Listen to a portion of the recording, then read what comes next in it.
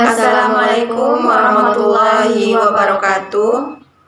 Perkenalkan, kami dari kelompok 1 yang beranggotakan saya sendiri, Nora Mizawati, dan teman saya, Anissa Ramadhani, serta teman saya sebelahnya, saya Septian Yusro. Nah, di sini kami akan menjelaskan tentang analisis dampak lingkungan pembangunan Bandar Udara Payung Negeri, Desa Rimbang Panjang, Kecamatan Tambang, Kabupaten Kampar, Provinsi Riau.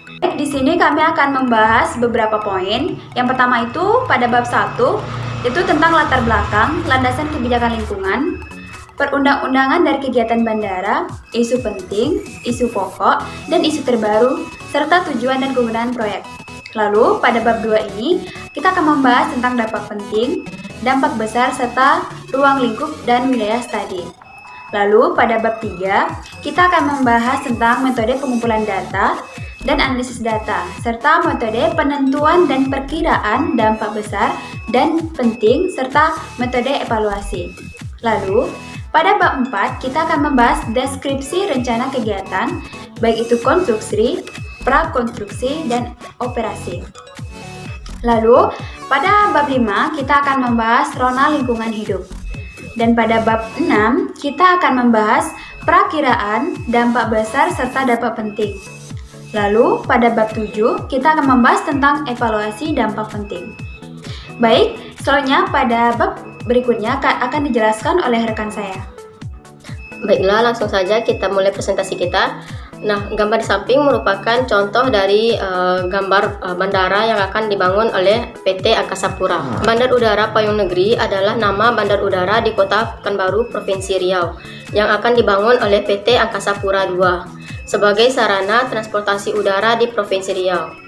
Nah, pembangunan ini direncanakan akan selesai pada tahun 2022 dengan luas bandar udara yaitu lebih kurang 110 hektar. Nah, bandar udara yang akan dibangun ini bertempat di perbatasan Pekanbaru dan Kampar di Kecamatan Tambang, Provinsi Riau. Bandar udara sebagai salah satu prasarana sektor pokok transportasi udara dalam penyelenggaraan penerbangan yang merupakan tempat untuk pelayanan jasa angkutan udara. Sektor ini harus ditata secara terpadu untuk mewujudkan penyediaan jasa kebandarudaraan.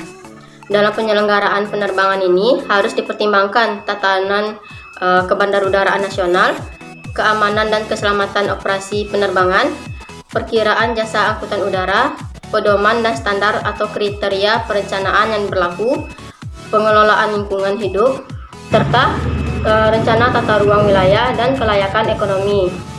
Pendahuluan dari dokumen AMDAL ini yaitu maksudnya melakukan kajian aspek-aspek lingkungan yang berinteraksi dengan aktivitas rencana kegiatan pembangunan Bandar Udara Payung Negeri Provinsi Riau dan menyusun rencana pengelolaan lingkungan atau RKL serta rencana pemantauan lingkungan atau RPL yang memadai. Nah, tujuan dari kegiatan ini adalah untuk mendapatkan kelayakan lingkungan. Landasan kebijakan dari kegiatan ini merupakan memperhatikan keselamatan dan keamanan. Pembangunan bandar udara ini mengacu kepada perundangan yaitu Peraturan Menteri Perhubungan Nomor 20 Tahun 2014 tentang tata cara dan prosedur penetapan lokasi bandar udara. Nah, isu yang akan dibahas di sini merupakan isu penting tentang aktivitas, isu terbaru, dan isu pokok. Ruang lingkup studi.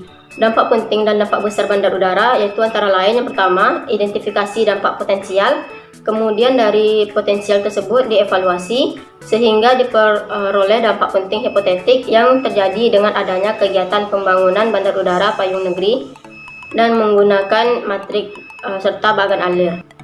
Dampak potensial didapatkan dengan cara menginteraksi antara komponen kegiatan dengan komponen lingkungan dan memperhatikan masukan dari masyarakat yang didapat dari adanya kegiatan sosialisasi serta kondisi lingkungan yang ada di sekitar pembangunan Bandar Udara Payung Negeri. Kemudian adalah dampak penting hipotetik. Nah, dampak penting hipotetik ini didapat dengan mengevaluasi dampak potensial, yaitu dengan cara melakukan penilaian terhadap dampak potensial yang terjadi, sehingga akan didapatkan dampak penting hipotetik. Dampak penting hipotetik yang didapatkan ini dilakukan dengan menggunakan matriks dan bagan alir. Komponen terhadap lingkungan hidup pada pembangunan bandar udara ini antara lain komponen fisika dan kimia, komponen biologi, komponen sosial, ekonomi dan budaya, komponen lingkungan, serta komponen identifikasi dampak potensial. Nah, selanjutnya kita akan membahas wilayah studi. Nah, pada wilayah studi ini merupakan batas terluar dari hasil tumpang susun atau overlay dari batas wilayah proyek, ekologis, sosial, administratif, setelah mempertimbangkan kendala teknis yang dihadapi. Berikut contoh peta yang akan dibangun Bandar Udara Payung Negeri. Selanjutnya akan dilanjutkan oleh teman kita, Nora Mizawati. Pada Nora Mizawati dipersilahkan. Baik, selanjutnya kita akan membahas tentang metode studi. Nah, metode studi ini terbagi menjadi 3 bagian. Yang pertama itu metode pengumpulan dan analisis data. Lalu yang kedua, metode penentuan dan perakiraan dampak besar dan penting. Lalu yang ketiga, metode evaluasi dampak besar dan dampak penting. Untuk analisis data dilakukan setelah data itu terkumpul atau teridentifikasi. Adapun metode yang dapat dilakukan dengan beberapa cara, tergantung dari tujuan dan karakterisasi data yang berhasil dikumpulkan atau diambil sampelnya. Beberapa data yang harus dianalisis melalui pengujian laboratorium dengan mengacu pada standar baku mutu yang berlaku. Contohnya seperti penurunan kualitas udara. Nah, metode pengumpulan data dari penurunan kualitas udara ini berawal dari membandingkan perubahan kondisi rona lingkup yang akan timbul akibat kegiatan pembangunan bandar udara Payung Negeri. Parameter yang diteliti yang relevan dengan sumber dampaknya, mulai dari kegiatan tahap konstruksi untuk mengetahui kondisi kualitas udara ambien pada saat rona awal dan menentukan besar dampak pada saat ada kegiatan proyek apabila kita melakukannya nanti. Untuk metode penentuan dan perakiraan dampak besar dan penting ini dimaksud sebagai telaan secara cermat dan mendalam secara parsial kualitas lingkungan yang berubah secara mendasar akibat dari suatu kegiatan yang kita lakukan. Nah, perakiraan dampak penting ini akan dilakukan terhadap setiap komponen lingkungan yang berdasarkan hasil pelingkupan yang tergolong sebagai dampak penting hipotetik. Dengan kata lain, untuk mengetahui dampak besar dan dampak penting, maka dilakukan dengan cara menganalisis seluruh kegiatan terhadap komponen lingkungan di wilayah studi. Untuk metode evaluasi dampak besar dan penting, dimaksud untuk menilai dampak kumulatif akibat adanya proyek terhadap semua komponen lingkungan sejak tahap prakonstruksi sampai ke tahap operasi secara holistik. Nah, untuk mengevaluasi dampak penting secara holistik ini, berbagai perubahan lingkungan tersebut atau yang bersifat mendasar pada ruang waktu tertentu akibat adanya proyek, maka digunakan metode matriks evaluasi dampak penting dan bagan alir yang berkaitan dengan dampak penting tersebut. Selanjutnya kita akan masuk tentang materi deskripsi rencana kegiatan usaha. Nah, rencana kegiatan usaha ini berlokasi di Kecamatan Tambang, Kota Pekanbaru, Provinsi Riau. Secara geografis berada pada titik koordinat 060749 1080 LS dan 106 3940 134 BT. Pada tahap prakonstruksi yang kita lakukan adalah pertama itu survei lokasi kegiatan, yang kedua pengurusan surat izin, yang ketiga sosialisasi rencana kegiatan, lalu keempat itu pembebasan lahan. Sedangkan pada tahap konstruksi yang kita lakukan adalah rekrutmen tenaga kerja, mobilisasi peralatan dan material, pembangunan dan pengoperasian base camp, penyiapan lahan, pembangunan fasilitas sisi udara. Lalu pada tahap operasi, yang kita lakukan adalah rekrutmen tenaga kerja operasi serta pemeliharaan fasilitas bandar udara tersebut. Selanjutnya kita akan masuk tentang rona lingkungan hidup. Pertama, letak dan batas areal pencadangan. Nah, kegiatan pembangunan Bandar Udara Payung Negeri ini berlokasi di Desa Rimbo Panjang, Kecamatan Tambang, Kabupaten Kampar, Provinsi Riau, yang berbatasan dengan sebelah barat berbatasan dengan Kabupaten Rokan Hulu dan Provinsi Sumatera Barat. Lalu sebelah utara berbatasan dengan Kota Pekanbaru dan Kabupaten Siak. Lalu sebelah selatan berbatasan dengan Kabupaten Kuantan Singingi dan sebelah timur berbatasan dengan Kabupaten Pelalawan dan Kabupaten Siak. Lalu pada poin yang keduanya, tentang rona lingkungan hidup ini ada komponen fisika dan kimia. Komponen-komponennya seperti tipe iklim, suhu udara, kelembapan udara, curah hujan dan hari hujan, arah dan kecepatan angin, kualitas udara, kebisingan, dan lain sebagainya. Pada poin ketiga ini akan membahas tentang komponen biologi. Nah, komponen biologi ini terdiri dari fauna darat, flora darat, biota air. Pada poin keempat ini membahas tentang komponen sosial, ekonomi, dan budaya. Komponen ini membahas tentang karakteristik masyarakat, kondisi sosial ekonomi masyarakat, kondisi sosial budaya, sikap dan persepsi masyarakat, serta hasil wawancara dengan tokoh masyarakat yang berada di sekitar kegiatan pembangunan bandar udara. Kegiatan pembangunan bandar udara Payung Negeri ini diperkirakan akan menimbulkan dampak penting terhadap lingkungan. Dampak tersebut terjadi baik di lingkungan fisika maupun kimia, serta biologi maupun sosial budaya. Perakiraan besarnya dampak dilakukan dengan cara menganalisis perbedaan antara kondisi kualitas lingkungan hidup yang diperkirakan dengan adanya usaha atau kegiatan dan kondisi kualitas lingkungan hidup yang diperkirakan tanpa adanya usaha atau kegiatan.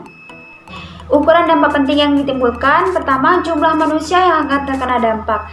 Lalu kriteria dampak pentingnya, manusia di wilayah studi yang terkena dampak lingkungan meskipun hanya satu orang. Lalu ukuran dampak penting, luas wilayah persebaran dampak. Nah, sedangkan untuk kriteria dampak pentingnya, luas wilayah persebaran ini melebihi batas wilayah studi. Lalu yang ketiga, intensitas dan lamanya dampak. Sedangkan untuk kriterianya, dampak yang berlangsung melebihi waktu pelaksanaan kegiatan. Dan banyaknya komponen lingkungan lainnya yang terkena dampak. Kriteria yang kita dapat yaitu komponen lingkungan yang terkena dampak lebih dari satu komponen. Lalu kriteria lain yang sesuai dengan perkembangan ilmu pengetahuan dan teknologi, kriterianya belum ada teknologi dalam penanganan dampak tersebut. Pada tahap prakonstruksi, tahapan kegiatan seperti sosialisasi, rencana kegiatan, pembebasan lahan. Nah, dampak penting hipotetik yang ditimbulkan seperti keresahan masyarakat, serta gangguan Kontipnas. Lalu pada tahap konstruksi, kegiatan yang dilakukan seperti rekrutmen tenaga kerja, konstruksi, mobilisasi peralatan dan material, pembangunan dan pengoperasian base camp, penyiapan lahan, pembangunan fasilitas sisi udara runway 3, pembangunan fasilitas sisi udara taxiway, pembangunan fasilitas sisi udara atau apron, dan commissioning. Nah, dampak penting hipotetik yang ditimbulkan dari tahap konstruksi ini seperti terciptanya kesempatan kerja, peningkatan pendapatan, keresahan masyarakat, penurunan kualitas udara, keresahan masyarakat, terciptanya peluang berusaha, serta peningkatan limbah cair domestik. Pada tahap operasi seperti kegiatan rekrutmen tenaga kerja operasi, pengoperasian fasilitas sisi udara runway 3 taxiway dan apron, pengoperasian fasilitas sisi darat, pemeliharaan fasilitas bandar udara. Nah, dampak penting hipotetik yang ditimbulkan seperti terciptanya kesempatan kerja, peningkatan pendapatan, keresahan masyarakat, peningkatan kebisingan, peningkatan air larian, peningkatan limbah padat domestik, peningkatan limbah cair domestik, serta penurunan kualitas air permukaan, dan peningkatan air larian. Baik, selanjutnya akan dilanjutkan oleh rekan saya Anissa Ramadhani. Baiklah, di sini saya akan melanjutkan menjelaskan mengenai dari analisis dampak lingkungan pada bandar udara, yaitu pada jenis tenaga kerja yang dibutuhkan pada tahap konstruksi. Nah, di sini kami membutuhkan tenaga ahli sebanyak 200 orang. Nah, jadi kualifikasi pendidikannya yaitu S1 sampai S3. Nah, kalau untuk tenaga terampil itu jumlahnya ada 400 orang. kualifikasi pendidikannya itu D3 sampai S1. Kalau untuk tenaga pelaksananya itu berjumlah 2.000 orang dengan kualifikasi pendidikan dari SD sampai SMA. Jadi total tenaga kerja yang kami butuhkan itu adalah 2.600 orang. Nah, adapun evaluasi dari dampak penting dari bandar udara ini yaitu yang pertama telaahan terhadap dampak penting permasalahan. Yang kedua itu ada alternatif. Yang ketiga ada arahan pengelolaan dan pemantauan lingkungan hidup. Nah, di sini kita akan dapat melihat mengenai dampak lingkungan yang dikelola, kemudian sumber dampaknya apa, arahan pengolahannya juga bagaimana, dan arahan pemantauannya. Nah, yang pertama itu pada tahap prakonstruksi. Nah, yang pertama itu bagaimana sih keresahan dari masyarakatnya. Nah, jadi sumber dampak dari keresahan masyarakat ini kita akan mencoba sosialisasi rencana kegiatan kita. Kemudian juga kita akan pembebasan lahannya mengenai sumber dampaknya. Nah, jadi untuk arahan pengolahan dari sosialisasi rencana kegiatan, kita akan memberikan informasi kepada masyarakat dengan menggunakan bahasa yang sederhana dan mudah dipahami. Kemudian kita juga mengedepankan asas kekeluargaan dan musyawarah. Ketiga, kita akan membentuk tim untuk mengkoordinir keluhan masyarakat terdampak yang diwakilkan oleh perangkat kecamatan, kelurahan atau desa, dan tim dari PT Angkasa Pura. Kemudian untuk pembebasan lahan itu kita akan melakukan pendataan secara detail kepada masyarakat, kemudian yang tanahnya dibebaskan, kemudian menginformasikan hasil dari pendataannya. Yang ketiga, kita akan menginformasikan kepada masyarakat mengenai pembebasan dari lahannya. Selanjutnya, kita untuk arahan pemantauannya, kita akan melakukan pendataan dan pelaporan mengenai keresahan yang masyarakat di sekitar bandar udara alami. Untuk gangguan kamtibasnya yaitu kita akan membuat sistem atau melakukan survei kepada masyarakat bagaimana dampak terkait pembebasan lahan, kemudian pemantauan secara rutin saat adanya kegiatan pembebasan lahan. Kemudian kalau untuk terciptanya kesempatan kerja itu mengenai rekrutmen tenaga kerja konstruksi, kita akan mensyaratkan kepada kontraktor melaksanakan konstruksi agar dalam klausul penerimaan tenaga kerja memprioritaskan tenaga kerja total dengan komposisi tenaga kerja lokal sebanyak 20%, di mana tenaga kerja non lokal 80%. Nah, kemudian kita juga membuat kontrak kerja tenaga kerja secara transparan dan tidak merugikan. Yang ketiga, kita memberikan pembekalan kepada tenaga kerja tentang K3. Selanjutnya, kita akan melakukan pendataan dan pelaporan mengenai perkembangan kegiatan yang dijalankan yang terdapat di dalam bandar udara. Yang kedua, kita akan pendataan dan pelaporan mengenai jumlah serta asal tenaga kerja yang terekrut. Kemudian kita masuk ke terciptanya peluang berusaha. Nah, pembangunan dan pengoperasian base camp di sini kita akan menciptakan peluang berusaha. Nah, bagaimana menyiapkan lahan sementara di sekitar base camp itu selama masa konstruksi masyarakat dapat berjualan atau berwirausaha. Salah satu contohnya adalah menyediakan makanan pokok seperti sarapan pagi, makan siang, dan makan malam. Jadi nanti para tenaga kerja yang ada di pembangunan dapat belanja di kantin sekitarnya. Kemudian untuk peningkatan pendapatan, itu rekrutmen tenaga kerja, itu kita akan membayar tenaga kerja minimal sesuai dengan anggaran dana. Kemudian kita juga masuk ke peningkatan pendapatan di mana rekrutmen tenaga kerja operasi. Nah, rekrutmen tenaga kerja operasi ini membayar tenaga kerja minimal sesuai dengan ketentuan dan kesepakatan. Kemudian kalau untuk penurunan kualitas udara, kita akan pengoperasian fasilitas udara. yaitu yang pertama kita akan melakukan pengujian emisi bagi kendaraan operasional bandara atau kendaraan pegawai bandara. Yang kedua, kita akan melakukan pengujian emisi bagi insenerator yang dimiliki secara berkala. Yang ketiga, kita akan mewajibkan bekerja di bandara untuk memakai alat pelindung diri seperti masker. Nah, kalau untuk penurunan kualitas air atau permukaan, itu kita akan pengoperasian fasilitas sisi darat, di mana operasian bandar udara ini ada T1, T2, T3 yang akan disalurkan ke IPAL komunal, di mana meningkatkan kinerja unit pengolahan limbah saat ini yaitu teknologi aerasi dengan memodifikasi teknologi pengolahan air limbah menggunakan media biokarir yang disebut sistem moving bed atau MBBR. Nah, sistem ini mengolah limbah secara biologis tanpa bahan kimia dengan menghasilkan air olahan menjadi air bersih. Kalau untuk peningkatan limbah cair domestik, yaitu kita akan penerapan SOP-nya dalam pengolahan limbah cair. Yang kedua, kita akan menambahkan kapasitas IPAL dari 6.470 meter persegi per hari menjadi 21.000 meter persegi per hari dengan desain sesuai DED.